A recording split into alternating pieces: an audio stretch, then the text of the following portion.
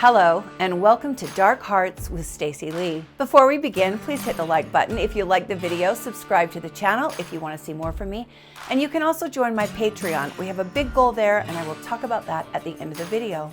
Today I have a story for you that lives in Utah lore. I remember when these events occurred back in 1998, and I remember reading everything I could get my hands on about this crime. This is a fascinating story.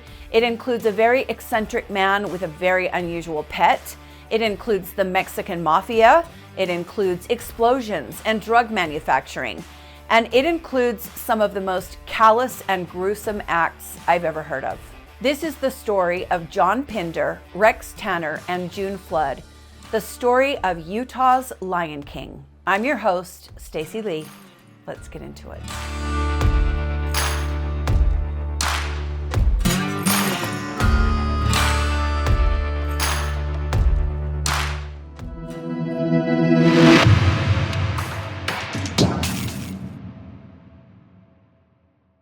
This is Duchesne County, Utah. It's about an hour and 45-minute drive east of Provo, and it is a very isolated area. If you drive through Duchesne, you'll probably say something like, why in the hell would anyone want to live here?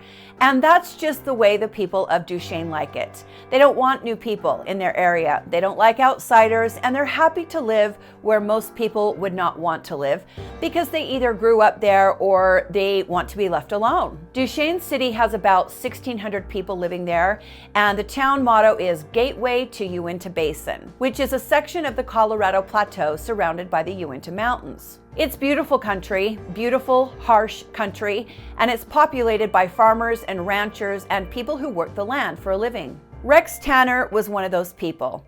Rex was a hard-drinking, hard-partying cowboy who lived his life in a way that is very foreign to most people these days. He lived as though it was the past. Many of you have met my best friend Travis here on the channel. We often say that Travis was born in the wrong century. He hates crowds, he hates cities, he hates noise, he hates heights, he likes to be alone, and he likes to be outside hunting or camping by himself. We have quite a few people like this in Utah. I've said it before, Utah is still kind of the Wild West. We have some very strange laws here. You can't dance to a live band without a special permit. You can't buy alcohol unless it's from the state.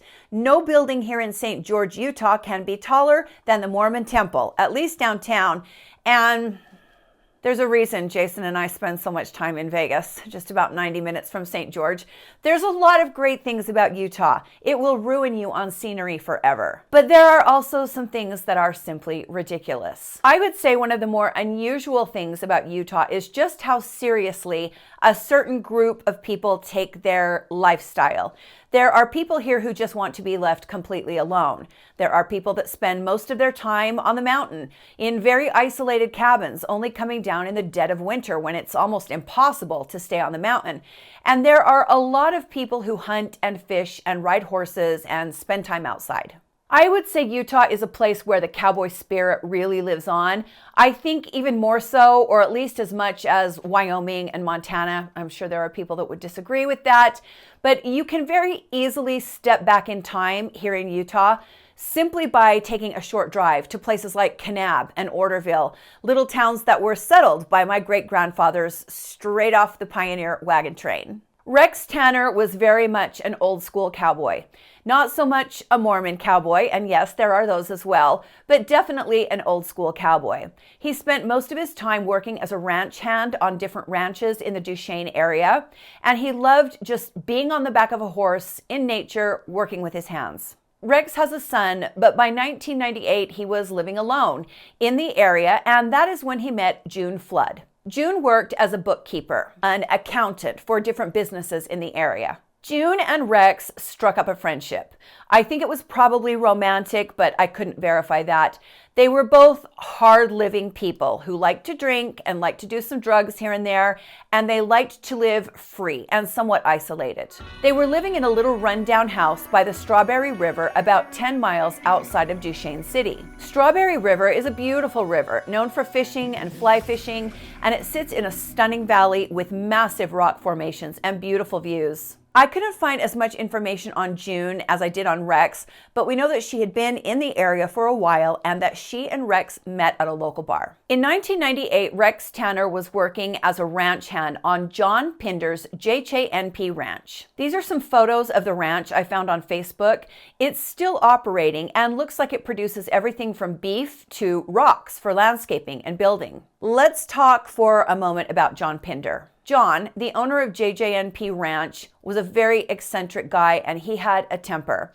John lived at his ranch with his sister Jenny, and Jenny too had a temper. One time Jenny's boyfriend packed up to leave her, and as he got to his car, Jenny shot him through the hand. I don't think she even got in trouble for that or went to jail. This is very different country. The laws here are a little loose. John owned the ranch with his father, this man, Robert Pinder, who was an attorney in Park City, Utah.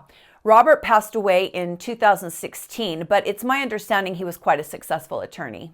Now, John Pinder also, he liked to do a little Walter Whiting on the ranch, a little illegal chemistry, if you know what I mean. And locals say that it was a well-known fact, if you were looking to buy drugs, you could buy drugs from John Pinder at his ranch. Now, like I said, John liked to be left alone, but he was married. In 1998, his wife Beverly left him. And so John was living at the ranch with Jenny and a couple of ranch hands. He was going through this divorce, and it was very, very acrimonious. But there was someone else living inside the ranch house, Simba, the lion. Yes, John Pinder had a full-grown African lion that lived in the house with him. John loved the lion and obviously trusted it completely, as you can see him wrestling around with it here, riding on its back, or at least pretending to, and chasing it around the ranch. You know, play stupid games, win stupid prizes, right? This is a wild animal, and you don't do this. Anyway, I don't know. I am not the person to ask about things like this because I don't like big cat enclosures. I don't think these animals should be kept like this. And I think it says something about the people that want to keep these kinds of animals, right? Have you ever noticed that people that want to keep big cats are all kind of similar? I'll just leave it at that and keep my big mouth shut. One time, John Pinder was pulled over for driving through town with Simba in the back of his pickup. No chain, no restraint, and the kids were about to get out of school. If you want my opinion, which some of you don't, I know, but you're going to get it here anyway. This is my channel. That's just an asshole. That is somebody who does not take other people's safety into regard. That is somebody that has a big ego and is arrogant and thinks he can control an animal that he cannot control. You're driving around in my town with a lion in the back of the truck around my little baby's school. I don't know, around here, you just might get a group of people willing to help John Pinder take a long walk off a short cliff. Just not cool. Not cool, not funny, not eccentric, not quirky, just being an asshole. Well, John does get pulled over by an officer, and the officer says, "John, take the lion home." That's it. This ain't LA, my friends. This is Duchesne, Utah, where when you drive down the road with a lion in the back of your truck, that's what happens. The cops just tell you to take the lion home.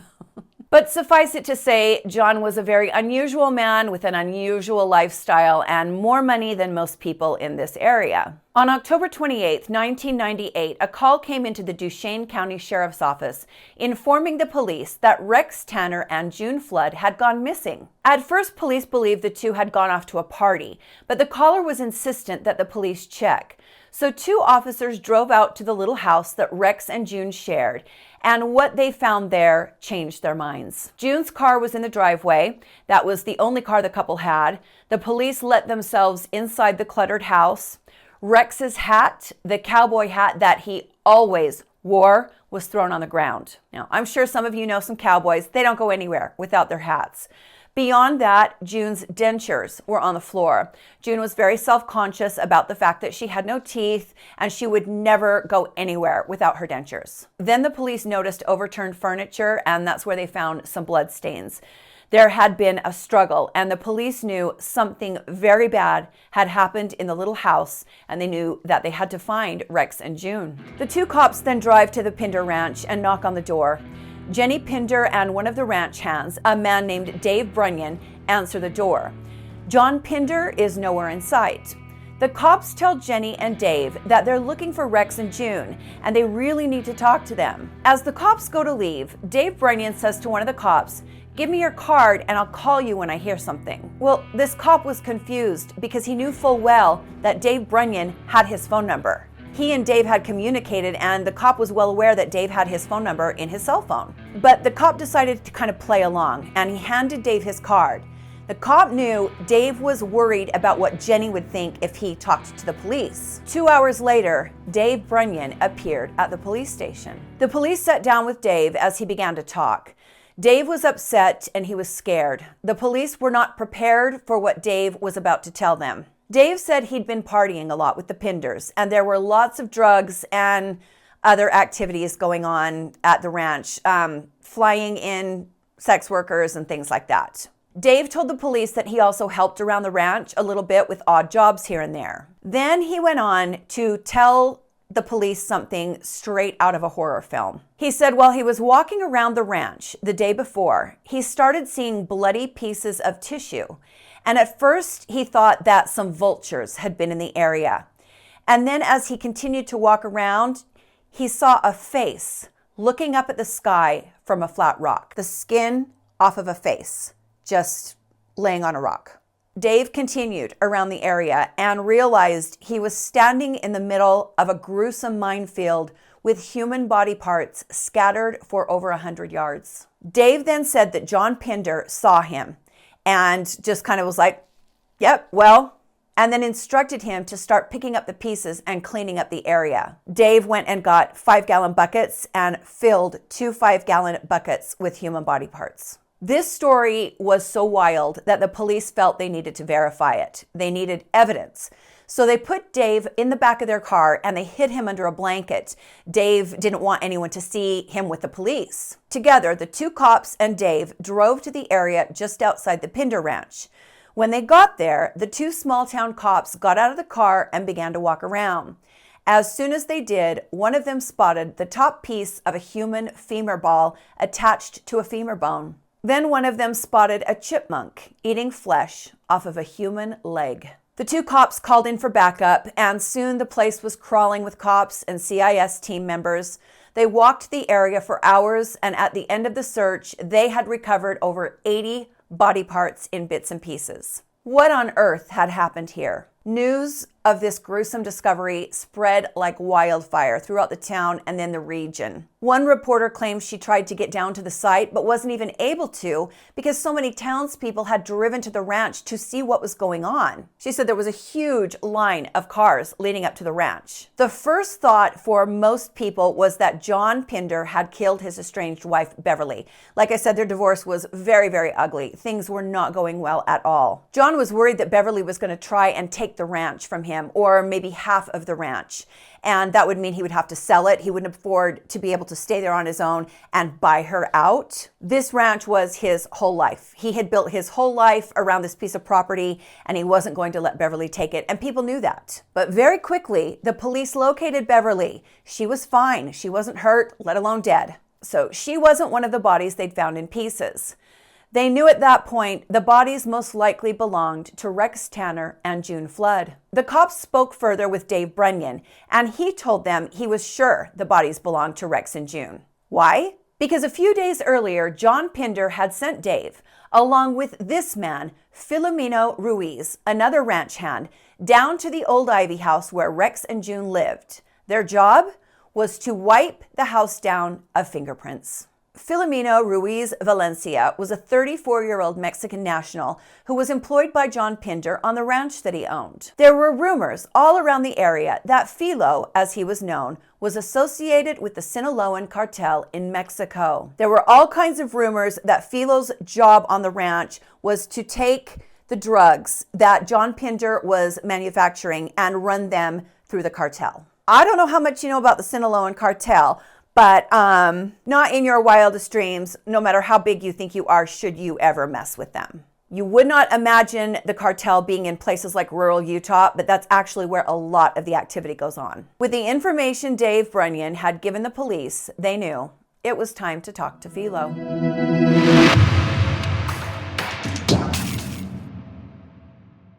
the police bring Filomeno Ruiz Valencia into the station. He did not want to speak with them. So the police decided, knowing Philo was Catholic, to put a picture of Jesus facing Philo in the interrogation room. I love the fact that in the interview I saw the cop says, we put a picture of the Savior in the room so that the Savior was staring at him.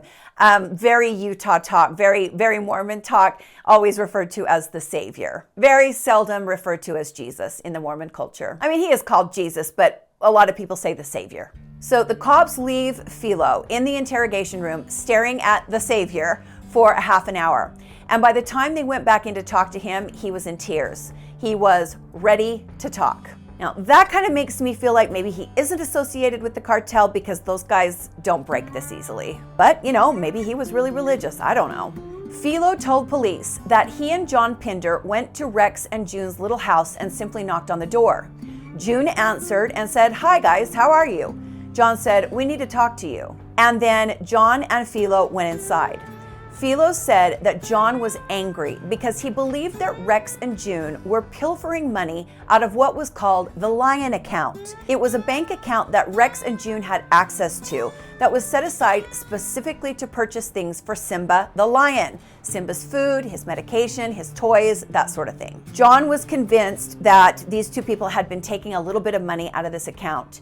And for that, John Pinder and Filomeno Ruiz walked into their humble little house, and John Pinder took a baseball bat and broke Rex Tanner's leg with it, disabling him. With Rex incapacitated, John attacked June and beat her as well. He and Philo then tied both victims up and threw them into John's pickup truck. They drove them to the area outside of the ranch, drug them from the pickup truck, and executed them both with a shot to the head. Then John and Philo dragged the bodies together and piled them, one on top of the other, and John went to the dynamite shed. Yes, the dynamite shed. John returned with some dynamite and a lead. He also had a bag of ammonium nitrate, which he stuffed into the bodies. He shoved the dynamite under the bodies and lit the fuse and blew Rex Tanner and June Flood to bits. It is one of the most gruesome and heartless disposal stories of murdered victims that I have ever heard of, and I think it really shows what a psychopath John Pinder is. John Pinder liked to blow things up. He did it all the time. People in the area were used to hearing explosions coming from the Pinder ranch. One time, John blew up an old tank. So add that to the list of things you can do in Duchesne County, Utah. Drive down Main Street with an unchained full-grown African lion in the back of your pickup truck. Check. Blow up large vehicles with dynamite from your dynamite shed. Check. Hell, have a dynamite shed. Check. Like I'm telling you, this is very much the Wild West. The police weren't sure they believed Filomeno about the motive because they'd heard that he was involved with the cartel. They thought perhaps Philo was sent to murder Rex and June and then frame John Pinder for those murders to get back at John for money he possibly owed the cartel. It's not a bad theory. The cops knew that John liked to do a little chemistry, and perhaps there was a deal that had gone bad between him and the cartel. But Philo denied this and told the police that no, this was done because John was angry about the missing money. I don't even know that anyone's sure there was missing money. It could have been all the drugs, nobody was keeping track. I don't know. But I think because June was an accountant, she was probably doing some of the bookkeeping, and that made John suspicious of her. I mean, we all know that drugs make you paranoid.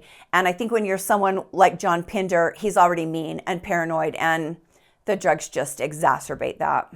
The body pieces that were scattered all over the area outside of the Pinder ranch were there because John Pinder had blown up 2 human beings after brutally murdering them over a little bit of missing money from one of his accounts. Very sick, very evil, and like I said in the beginning, just callous. But where was John Pinder? Nowhere to be found. Filomeno and Dave said John had been seeing a woman, a married woman named Barbara DeHart, and they believed he had taken off with her. The police thought Mexico, perhaps. The men said they didn't know. Barbara DeHart was from Idaho. She had recently left her husband for John Pinder, to be with John Pinder, and they'd been spending a lot of time together. The police got a warrant for John Pinder for a double homicide, and they went on the hunt for John and Barbara. And then something very unusual and unexpected happened. The police got a call telling them that the news station in Salt Lake City, KSL, the news that I grew up watching, had just conducted an interview with John Pinder and Barbara DeHart after the two walked into the station and said, "We're here, interview us." John and Barbara sat in an office with a Salt Lake City reporter. As John said, he knew the police wanted to talk to him, but that he was already convinced he was being framed and that he and Barbara were afraid for their lives, insinuating that they were running from the Mexican mafia. John also made claims that the police were doing their best to try to set him up. As soon as John and Barbara left the news station, they went on the run. Barbara was in communication with her family, and she told them that she and John were taking off and even referred to them as Bonnie and Clyde. Okay. The police had no idea where John and Barbara had gone, and they were quite concerned that they'd fled the country. Remember, John's father was an attorney, and the police didn't know if they were getting some kind of help and legal guidance or if they were just on their own. Now, Jenny, John's sister back at the ranch, refused to speak to the cops, and they were pretty much in the dark. But then they got a big break.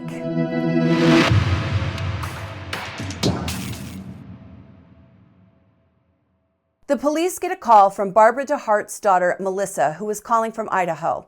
The police told Melissa that they would like for her to come in so they could take her statement, and that's what they did. They actually ended up agreeing that the cops would go to Melissa. So 2 cops arrived at Melissa's house and were in the midst of taking her statement when unbelievably Barbara DeHart pulled into her daughter's driveway and headed inside her house. The 2 cops panicked, and with only seconds to decide what to do, they ran down the hall and hid in the bathroom. They didn't want Barbara to know they were on to she and John. So Barbara comes into the house and talks to her daughter Melissa for a few minutes, and then Barbara says she needs to use the bathroom where the 2 cops are hiding. The cops can hear this entire conversation. As Barbara begins to walk down the hallway towards the cops, Melissa yells to her mother, "The toilet's broken. You'll have to go to the store and use the bathroom there." Luckily, Barbara turned around and left the house.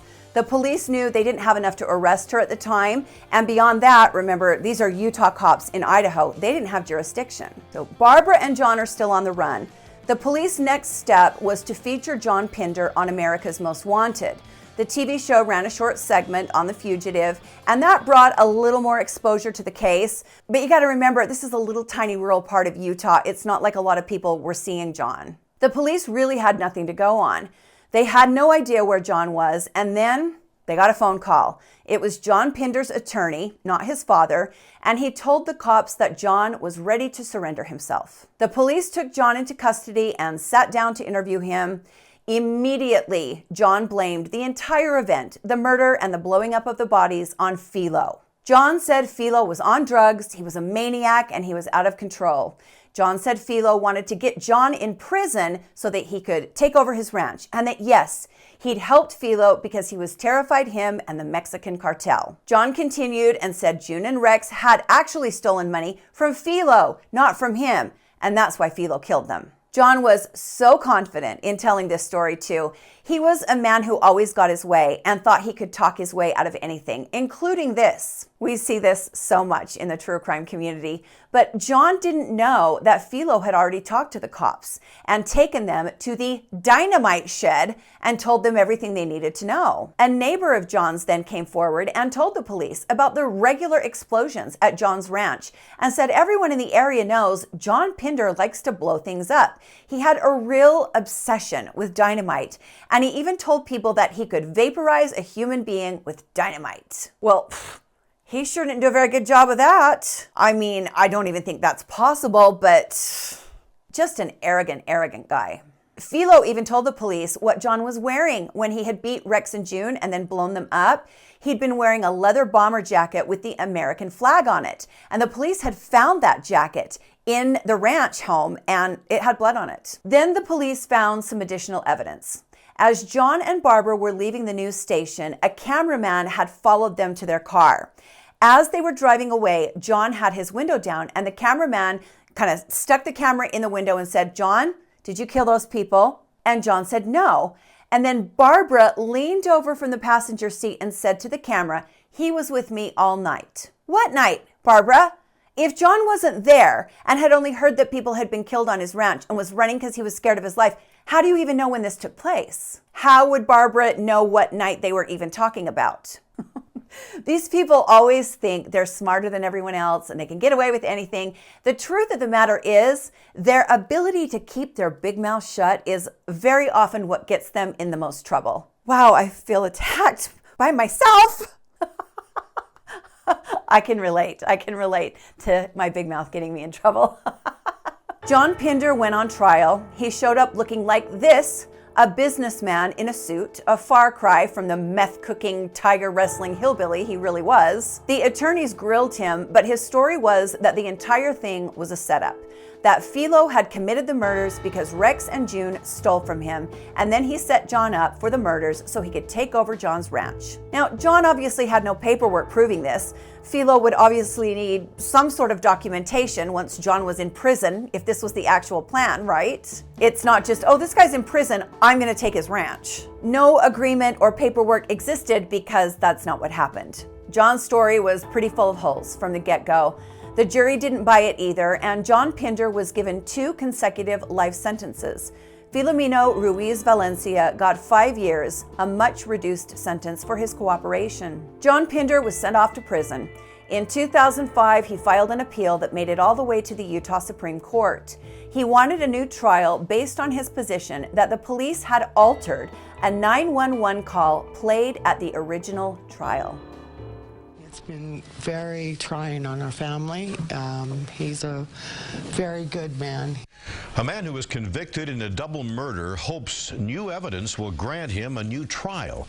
A jury convicted John Pinder more than a decade ago. The Utah Supreme Court denied his appeal, but Pinder is asking a judge to hear new evidence in his case. News specialist Sandra Yee is live in our Utah County Bureau with more. Sandra.